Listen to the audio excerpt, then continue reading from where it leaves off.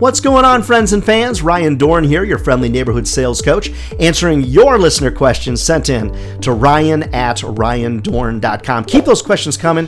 Love to answer your listener questions. Next one comes from Robert up in Pennsylvania. I was just up in Pennsylvania, Robert.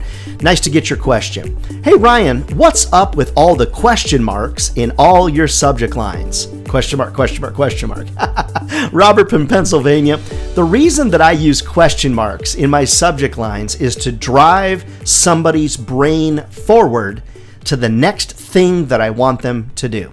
So it's been well documented out there that the vast majority of people actually open an email or answer an email based upon the subject line and almost nothing else. So the reason that I suggest to my clients, to my friends, to my fans, using a question mark, I guess I did the question mark, so the shift question mark, the question mark at the end of those subject lines is because I want someone's brain to say, what now? Or, huh? Or, what's that all about? So let me explain. A lot of times in the subject lines that you write, you're very thorough, you're very expressive, and you're very clear. The problem is a lot of times people can answer and make a choice based upon the subject line that you included. So for example, as a lot of you know, I sell a lot in the advertising and digital marketing business.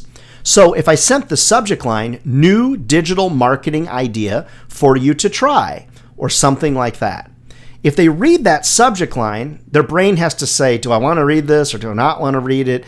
Digital advertising, I don't know if I'm interested. And if they're not, it's just a delete. It's not or it's an inbox drift. Like they say, I'm not going to deal with it now, and then it does the drift down through somebody's inbox. You know what I mean? Okay, so what I like to do is I use a subject line, your thoughts on this? Question mark.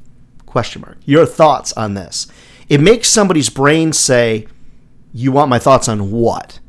It basically forces them to then go look at your email because they can't delete it or just ignore it to let it do the inbox drift based upon the subject line and nothing else. So for me, question marks in the subject lines, Robert, cause somebody's brain to go, now what now? What's that?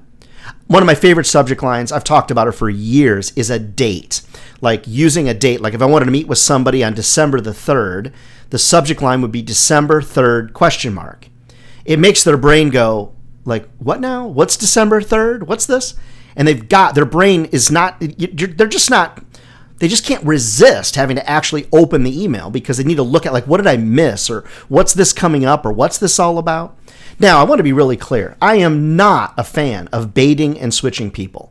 Like a subject line that would be like free lunch, and then someone opens it like gotcha, or a subject line like, oh, about those pictures? Like, what is that? That kind of is just craziness. You're not being clever, you're being silly. Instead, Robert, and everybody out there that's listening and watching, I love to use question marks in a subject line to engage with somebody's brain, to make somebody's brain say, now what's that? What's that all about? I better take a look at that. Remember though, as a part of my prospecting process, my email process, I never send the same email over and over again. So if I reached out to somebody and the subject line was, your thoughts on this, question mark, I'm going to use a different subject line and a different body of the email the next time I reach out. I don't resend something so it puts the RE in front of it.